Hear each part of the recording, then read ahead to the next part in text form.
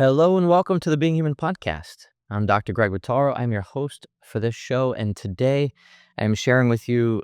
I think probably, if I can pick, I would say this is probably the most important topic that I've ever talked about on the Being Human podcast. I think it's the most important thing that we all need to know, and it might be challenging a little bit to to step into this concept, but I'm breaking open the idea of mercy and also justice. And actually, in this episode, I'm going to show how justice and mercy are not different things. And we're so used to thinking about those two things as separate. But there's a really good reason for that. This actually comes from a conference that I spoke at on as the Divine Mercy Summit, and it's going to be in two parts. So today is the first half, and then we'll continue the second half in the next episode.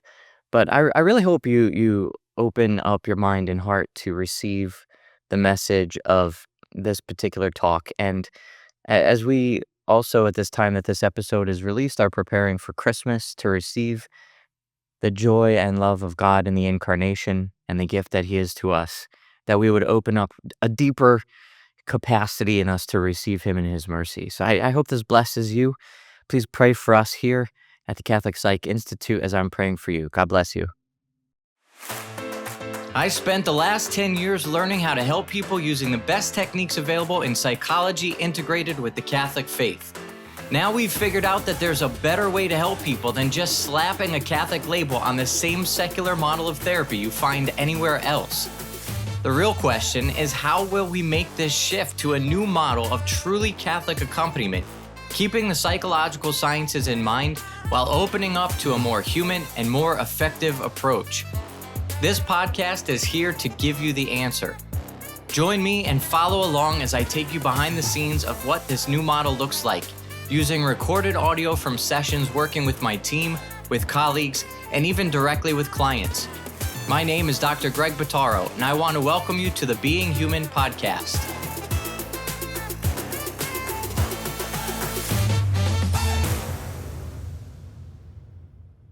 Why would we want a psychological perspective when it comes to mercy? Sort of the bigger question here is, what does psychology have to do with our faith and the spiritual life? Isn't psychology really sort of atheistic and sometimes very contrary to our faith? Well, the answer is yes, definitely. And in the field of psychology, there are plenty of atheists and perspectives that are very contrary to what we would believe, and certainly not helpful to growing in the spiritual life. However, the science of psychology itself should not be thrown away just because there are a few bad apples in the bunch. Science, as we know, is a searching for truth through the observable world, running sort of experiments and research and things like that by testing out things with the scientific method. So if we're going to arrive at a sense of truth by way of science, that truth should not be something different from what is revealed to us in our faith. So we have faith and science able to coexist together in harmony if we're doing it correctly. And actually from both angles, you could do faith the wrong way and believe things that are not actually true, and then science ends up disproving them. And you could also do science wrongly and end up coming up with scientific truths that are not really true when lined up with our faith. And so what we want to do is kind of cut down the middle, and we want to show where there actually is a really good overlap here. But let's back up a little bit before we start digging deep into mercy, and specifically this question of forgiveness. How does forgiveness and mercy overlap? Are they the same thing? Is one helpful for the other? Are they totally different? That's what we're going to unpack here. But before we go too deep, I want to back us up into a little bit more of the world stage, looking at history and talking a little bit about the philosophical movements that have occurred, really broad stroke, over the last couple hundred years. So with the Enlightenment, we've had a reliance on the way that we can individually think and solve problems. There was a rejection of revealed truth, of God's authority, of the fatherhood of God that is passed down through tradition. And in a lot of ways, religion itself has been discredited due to these Enlightenment thinkers. And these are these massive, again, broad stroke here. We're not doing a deep dive into philosophy, but there's good reason to be skeptical of science when a lot of science today is being conducted as a manifestation of this postmodern, post-Enlightenment kind of world that we live in right now. Well, the Enlightenment period, and then moving forward into the 19th century, where we have Karl Marx writing about the ideas for communism, and then how that spread into actual communism, was a reaction against some of the injustice that he saw when it came to these really patriarchal societies and the ways that people were put down if they were not born of the right class or did not have the right kind of power. And so you can kind of see how some of these ideas can be understandable if we're looking with mercy, with compassion on people who are suffering. And so we took the idea of compassion, and by we, I mean the world in general, and so through these movements, and separated it out from the tradition of faith, and then tried to come up with ways to make justice happen for society. And this is what was setting the stage, which ultimately led to communism. And obviously we've learned it doesn't work that way. So this is exactly what St. John Paul II was up against in Poland throughout the 20th century.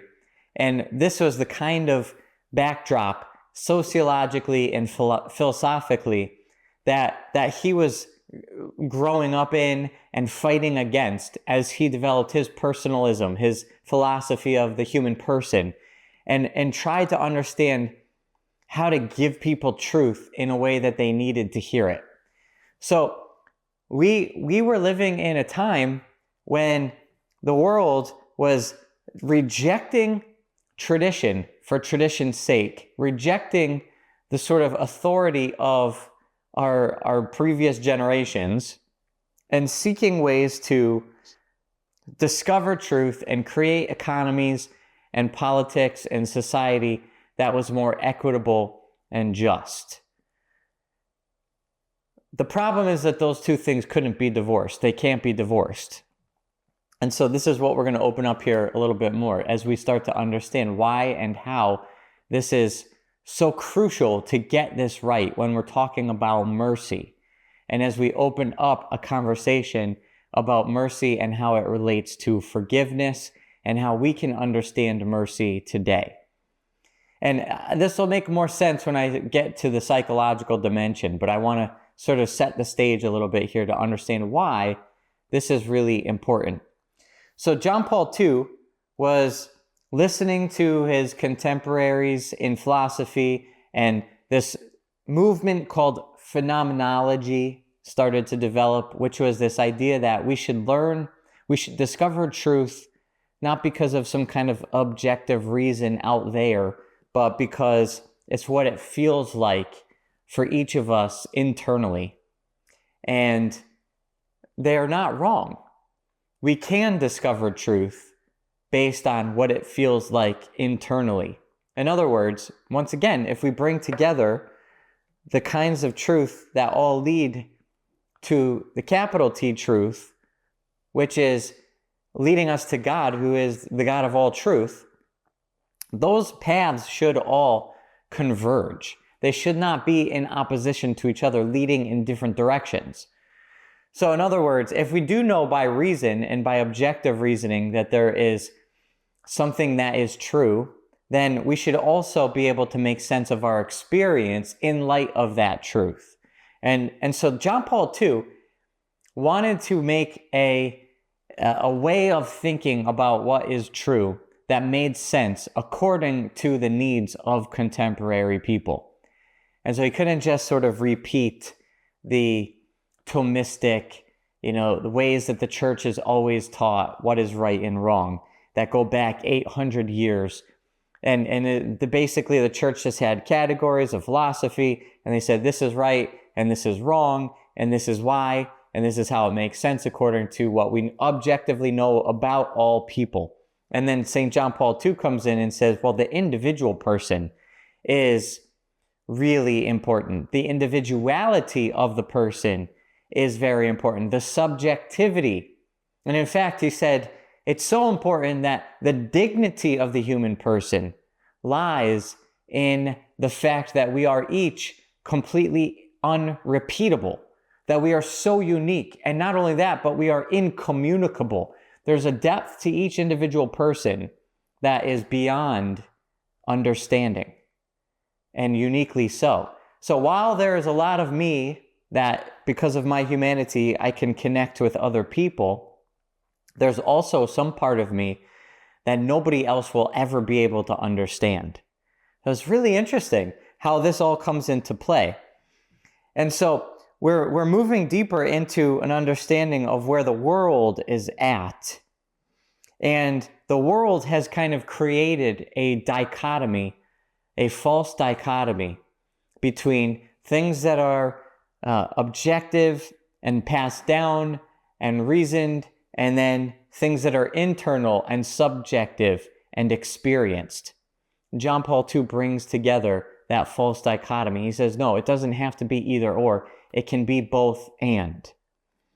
Now, this is the same milieu, the same environment that Saint Therese is also coming into at the end of the 19th century in France. And this is also the same milieu that is surrounding Saint Faustina. And so we look at all these different things that are happening at the end of the 19th century, coming into the 20th century. And we should pay very careful attention and with really discerning ears, listen to the voice of God in our time. And when he starts to speak in not even stereo, but in symphony, when he communicates his truth to us with so many different voices, so many colors, so many expressions of essentially the same truth, we should really be paying attention to what exactly he's saying. So I like to point to Saint Therese, because Saint Therese, while again in that same environment, coming out with the same ideas, very similar ideas to what we find in the diary of Saint Faustina and what we find ultimately in the writing of Saint John Paul II, was very specific about something regarding mercy. And this is part of her little way, her spirituality of the little way. And so this a dichotomy that we find also is with mercy and justice. And what we want to be able to do is see how mercy and justice are not actually two separate things apart from each other. That is another false dichotomy. Now, coming from a Protestant environment and with a lot of Calvinism and Martin Luther and a lot of the things that were happening also in Europe over the last couple hundred years, we can start to see how mercy and justice ended up splitting apart. And we started to hear and think about in culture that either we have this perspective that we are sinners in the hands of an angry God, or we don't really have to think about sin. Forget about this sin stuff. We have Pelagianism, which is basically we're all good at our core. And original sin really just means we've been formed badly. We've been miseducated. And all we need to do is just learn what's really good. And that's what Christ is, basically a really great teacher who just teaches us the right way. And if we could just correct the way we think about things, we come back to our real goodness that we really carry. So on one hand, we have the Calvinists who are saying that we're all basically piles of dung covered over at best by grace, like snow covers piles of dung, or we're really actually good, and we only have to just sort of relearn what virtue is in order to become saints. These are two very different perspectives on the human person, and both are equally heretical and wrong. Neither are correct. But it's easy to see why then we have this pendulum that swings back and forth between mercy and justice. And so if we have this like deeply Calvinistic kind of perspective on human nature, then people think very badly of themselves. And in France, there was what's called Jansenism, and everything is about being super nervous and scrupulous about not making a misstep, and and everything you do could be a mortal sin, and you might be in mortal sin without even realizing it. And there are all these errors of thinking that were coming out of this time because of the Protestant Reformation, because of the Enlightenment, in which now we're moving away from authority and tradition and deeper into the way I think. And you can see how Luther and Calvin themselves were a product of that Enlightenment thinking. And so it's like, well, I have a problem with the way that the authority is saying to do this, so I'm going to do it my way. Which, very interesting, by the way. Start listening for that around you when it comes to people's complaints about certain things, the way certain things are done in the church, all these things. It's like, of course we can have valid questions and complaints even, but we want to be very careful that we don't fall into that same trap, that same postmodern trap of rejecting authority when we've been given authority as a gift of God's love from the beginning. So this is also important to tie this all back to the garden. And remember, Adam and Eve were given instruction out of the authority of God, which was very loving. And then it was the serpent who came in to put that seed of doubt into Adam and Eve's minds about the goodness of that authority, and told them basically, you can take matters into your own hand. And actually, if you eat that fruit, it's not going to kill you, and it's going to give you power. And it's just because God doesn't want you to have that power. So forget that authority, forget following those rules, do it your way, and you're going to be better for it. Well, this is what happened in the Enlightenment. We can discover truth on our own. We don't need tradition. And ultimately, this is what happened with Luther posting his grievances against the church, and ultimately leading a whole movement away from accepting the authority of the church. And then we see that again happening in England with the Anglican Church. So we want to be able to see how, because of that environment, we now think incorrectly about love and about mercy and justice. All that backdrop is all a big lead up to understanding mercy. And we have to, first of all, just say, first just accept the fact that we don't really think about mercy correctly. And it's not meant to be this diametrically opposed quality of God that is somehow against his justice. It's not, is God going to be merciful to me, or is he going to be just? And Saint Therese has very clearly, explicitly explained this. Saint Therese, by the way, who is a doctor of the church. So we can take her very seriously when she explains that mercy is not opposed to justice. It's because of God's justice that he is merciful. We got to break this open. What does that mean? It's because of his justice that he's merciful. God is just. And when there's justice, it means that there's awareness of all the facts. If you go to court and you have to go submit yourself to the justice of the system, what do you have to do? You provide evidence, and you have a defense attorney, and you have a plaintiff, and there's evidence that's submitted, and the judge is looking at all the evidence, and he's taking it all in, and then a judgment is made based on all of the data, all of the evidence that's been submitted. So if God is the judge, he's making judgments. In his omniscience, he fully understands all the factors involved. He's going to make a judgment based on all of that data. And so we don't have to even know which evidence to submit to the court. He sees it all. He's got all the evidence, even the evidence that you're not aware of. This is the most amazing thing. Because of his omnipotence, he's all powerful. Because he's all knowing, God gets the full picture. He knows what you've been born into. He knows how you've been wounded in your life.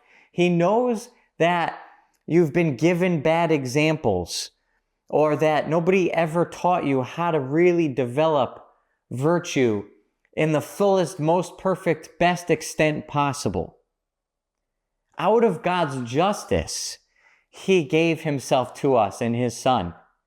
It's not just his mercy. His justice and his mercy are actually indivisible. They're actually indistinguishable. It is because of his justice that he is merciful. And his mercy is a manifestation of his justice. We do not have a wrathful God.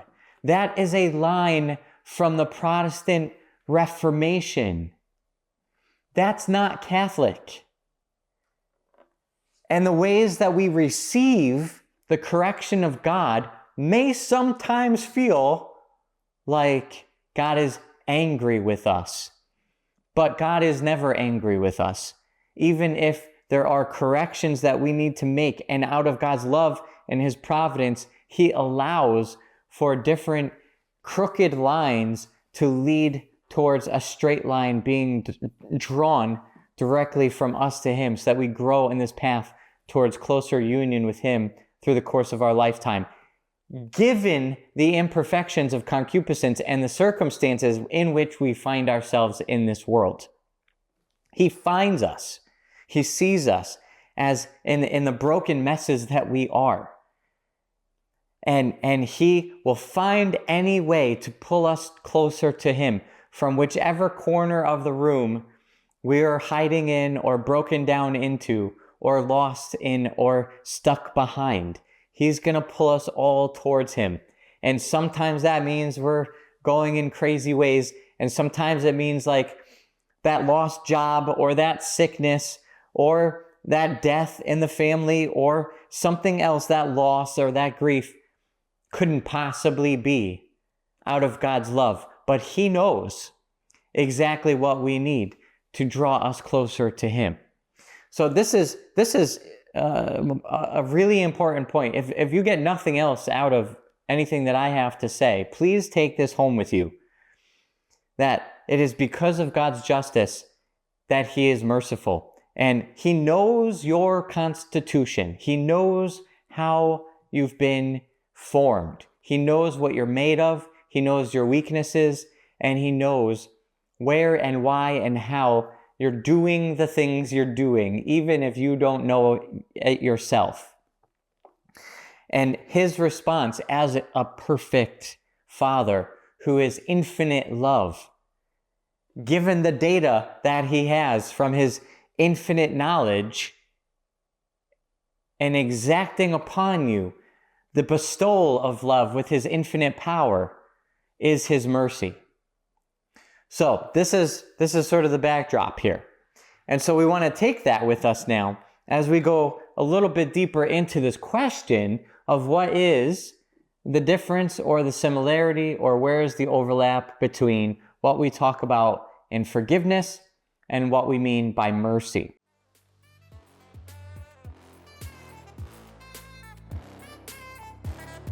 Thanks for listening to the Being Human podcast. If you've enjoyed this episode and want to help us spread the word and hear more, please head over to iTunes, leave us a review, and subscribe, as it really helps us to get our content out to more people.